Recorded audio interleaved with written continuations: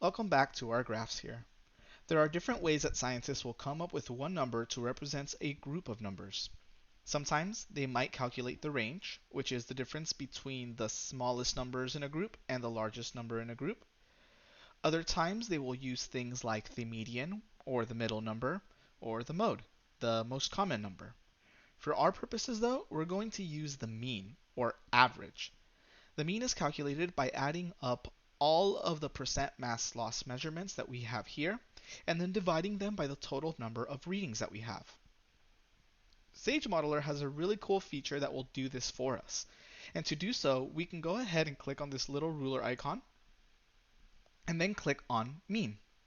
And you'll notice that some blue bars will appear onto your graph that represent the mean of the different mass loss amounts in each leaf litter bag type. You can see how the mean compares to all the different points as well. The line is generally in the middle of most of the points here, and we can see that Water Saver has the overall highest mean, while Water Spender has the overall lowest mean. So before we move on to creating other graphs, another thing that you need to remember is to make sure that you label your graph. So in order to label your graph, you can go ahead and go up to Cases here and double click on that. And then we can rename it to something that's appropriate for this graph. Because we are looking at research question 1, I'm just going to go ahead and name it Leaf Litter Decomposition Rate.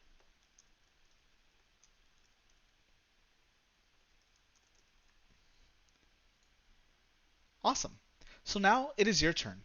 Create 3 graphs like the one we did together.